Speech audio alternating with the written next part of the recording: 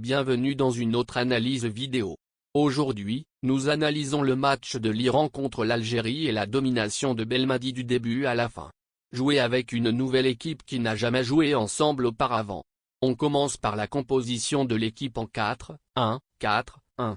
Dans cette attaque iranienne et comme mentionné précédemment, l'Algérie est en 4-1-4-1. Nous avons basé cette première analyse d'action sur le rôle du défenseur central et à quel point il jouait intelligemment et choisissait la bonne direction pour se déplacer et défendre sa zone. Il garde les yeux sur le ballon, reste proche de l'attaquant et applique beaucoup de pression pour perturber le jeu. En tant que défenseur central, il sait que son rôle principal est de garder la surface de réparation, il sait qu'il doit être le premier défenseur à reculer et ne laisser personne entrer dans la zone. Comme quand il a sauvé ce but avec un tacle efficace et propre et qu'il n'a pas commis de pénalty, permettant à son gardien de récupérer le ballon en toute sécurité. Comme nous le montre le replay. Passons maintenant de l'autre côté, et analysons la première attaque algérienne du match. C'est le meilleur football, vous pouvez regarder une équipe jouer. Dans cette action, 5 à 4 joueurs sont répartis sur le terrain et organisés et impliqués dans le jeu. Avec le milieu de terrain dirigeant toutes les passes et les changements. De petites passes à longues passes allant de droite à gauche. Créant des trous dans la défense et libérant l'ailier. Essayant d'attirer la défense. Le milieu de terrain temporise et joue des passes en diagonale et en retrait. Aucun attaquant ne tient le ballon ou ne dribble, juste des passes rapides et des mouvements rapides vers l'espace vide. Le milieu de terrain essaie de sortir la défense du rythme et de sa formation initiale. Comme ici, on peut voir l'Iran passer au 3-4-3. L'objectif, ici, était de créer de l'espace et de pénétrer facilement dans la zone avec plusieurs attaquants. Les défenseurs perdent leur rôle et ne peuvent pas décider qui garder. Malheureusement pour eux, ce tir de l'extérieur et le suivi de l'avant-centre n'étaient pas un but. Parlons maintenant du jeu collectif, et du regroupement de l'équipe, et des rôles de chaque joueur. Dans une autre attaque progressive de l'aile droite, on continue avec les passes en retrait. L'efficacité de mouvement des joueurs et le changement d'aile par l'intermédiaire des milieux de terrain. Et créer de plus grands écarts, pour se déplacer en attaque. Ces mouvements d'aile en aile posent à nouveau des problèmes à la défense. L'Algérie attaque avec environ 7 joueurs et c'est trop risqué pour une tactique de football, surtout en contre-attaque avec des attaquants lents qui reviennent, après une perte de possession, comme on le voit dans cette action. L'équipe algérienne a prouvé qu'elle pouvait gérer une telle situation. Remarquant comment tous les joueurs se débattent dans leurs positions respectives, et submergent le milieu de terrain avec cette récupération de balle réussie. Et immédiatement, après avoir récupéré le ballon, le jeu constructif se reconstruit, et bien sûr par le maestro du milieu de terrain. Aller avec des passes rapides cette fois et avancer du milieu de terrain vers l'aile droite.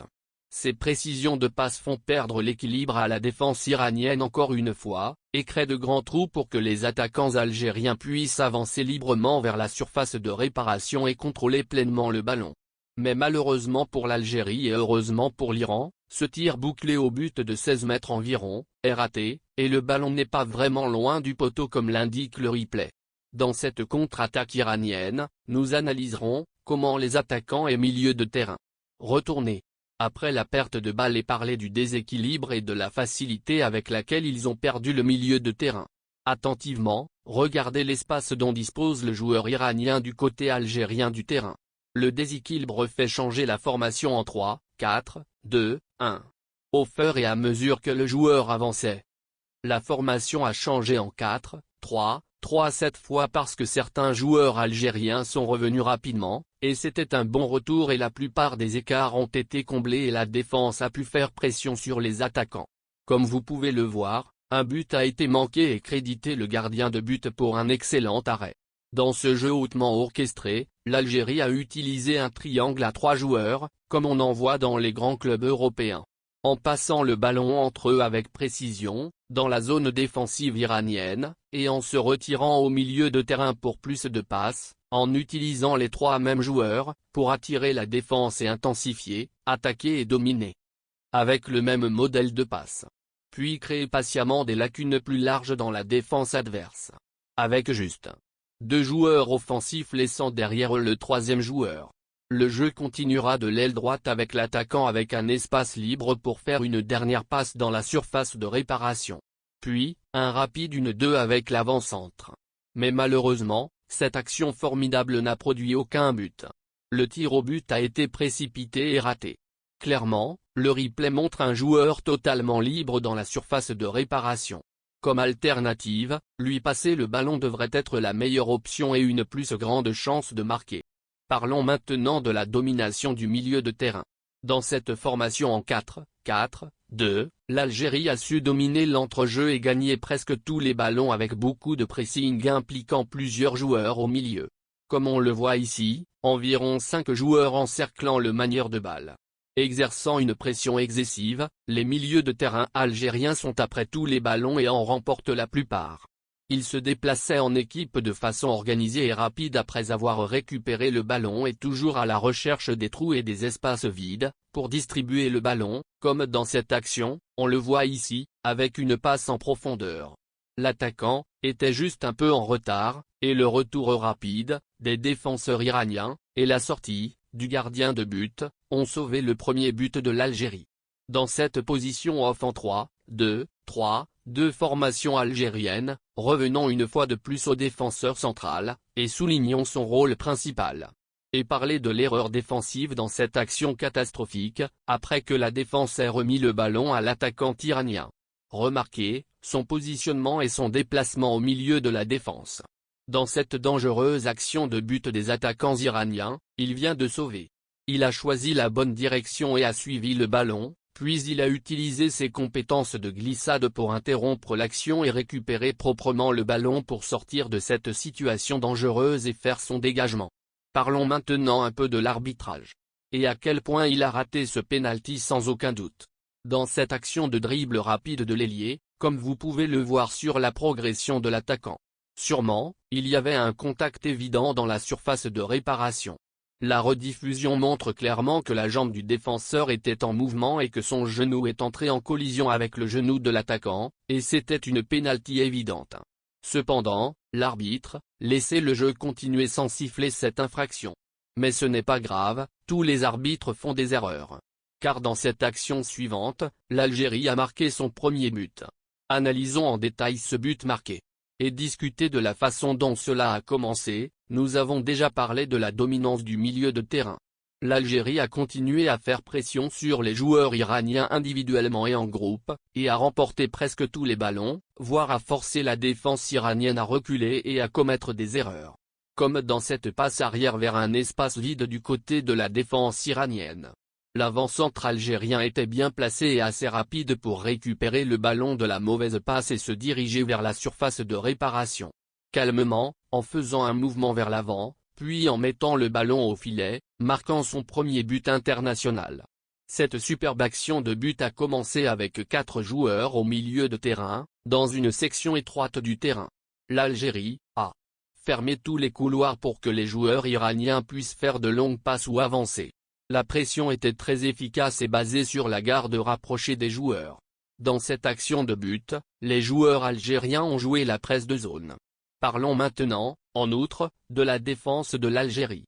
Cela a toujours été un problème pour cette équipe avec certains joueurs prenant de mauvaises décisions, comme ici, le défenseur devrait dégager le ballon mais à la place, il a choisi d'avancer avec. Après, l'attaquant iranien a récupéré le ballon, on constate une désorganisation totale de la défense algérienne, et la plupart des joueurs ont perdu leur rôle principal. Heureusement, dans ce tir puissant de l'extérieur de la surface de réparation, le gardien était très bien placé. L'hésitation des défenseurs fut ici l'erreur manifeste. Continuons avec la défense et les mauvaises décisions. Dans cette contre-attaque, l'Algérie a permis aux attaquants iraniens de créer plus d'espace et d'attaquer rapidement. Le défenseur a pu devancer l'attaquant, mais la décision qu'il a prise n'était pas intelligente. Au lieu de passer le ballon à son gardien, il choisit de dégager, mais son dégagement remonte directement à l'attaquant. Le gardien de but a suivi de près l'action et a pu combler tous les vides de sa cage et a sauvé un but immédiat. Une fois le ballon dévié, une fois de plus, le défenseur a commis une autre erreur. Cette fois, il a essayé de dégager le ballon avec sa tête. D'après le replay, on peut voir que le défenseur a 2 autres options, telles en utilisant l'aide de ses coéquipiers à proximité. Nous avons parlé de la pression des joueurs algériens et de la domination du milieu de terrain. Parlons maintenant de jouer lentement et d'abandonner le milieu de terrain pour des signes de fatigue et de désorganisation. Nous pouvons voir comment certains joueurs algériens vont dans la mauvaise direction. Dans cette action, l'Algérie n'a pas fait pression sur les joueurs iraniens comme dans les jeux précédents. Ils ont en gros, abondé dans le milieu de terrain et permis aux Iraniens de se créer de l'espace libre. L'attaquant naviguait librement entre les milieux de terrain et les défenseurs sans aucune pression. Les défenseurs algériens sont de retour mais pas sur le ballon. Ensuite, il a pu impliquer d'autres joueurs dans l'espace libre qui lui était accordé, en effectuant une longue passe précise sur l'aile gauche. Cette attaque a commencé avec seulement 3 joueurs, puis 2 autres joueurs ont fusionné et c'est alors que le 5e joueur a fusionné depuis l'aile gauche et a pénétré dans la surface de réparation. Une fois que l'attaquant était dans la zone de pénalty, le défenseur central fusionnait sur lui mais il laissait beaucoup d'espace. Lui, a distribué le ballon au second poteau et c'est alors que le défenseur arrière droit s'est fait battre et que l'équipe iranienne a pu ouvrir le score d'un but facile, avec l'attaquant tout seul devant un filet vide. Après leur premier but, les Iraniens ont compris la faiblesse de la défense algérienne et ont commencé à les attaquer depuis l'aile droite. Ce côté défensif s'est affaibli après le remplacement. On peut voir les larges écarts laissés entre les défenseurs, et la liberté de mouvement des attaquants, et malgré le défenseur central, interrompant le jeu, l'attaquant iranien a pu créer de l'espace, laissant les défenseurs algériens derrière lui, et s'est avancé librement vers la surface de réparation, mais heureusement son tir au but a été raté. Et dehors, en conclusion, analysons cette action finale. C'est un grand soulagement de voir l'équipe algérienne revenir à ce qui fonctionnait pendant tout le match, et faire pression une dernière fois sur les Iraniens. En utilisant 5 joueurs autour du manieur de balle et en se rapprochant à 3 joueurs. Ils ont forcé la défense iranienne à renvoyer le ballon vers leur surface de réparation. Et fermement, attaquant avec 6 attaquants bien positionnés. Et la pression a continué. Une fois le défenseur iranien de retour dans sa surface de réparation, il n'avait plus d'espace où aller et le joueur algérien l'obligeait à commettre l'erreur de dégager le ballon court et à un joueur algérien. Ce joueur a intercepté le ballon et décoché un tir mais celui-ci a été bloqué. Un autre joueur était bien placé et a pris le contrôle du ballon, il a réussi à avancer de quelques pas, et sans hésiter il marque. En regardant la même action sous un angle différent, on peut voir avec quelle habileté l'attaquant algérien s'est faufilé derrière la défense et a utilisé l'espace libre pour avancer en contrôlant le ballon et marquer facilement le 2e but algérien et le but de la victoire. Quel match, et quelle victoire algérienne bien méritée. Félicitations à toute l'équipe et au coach.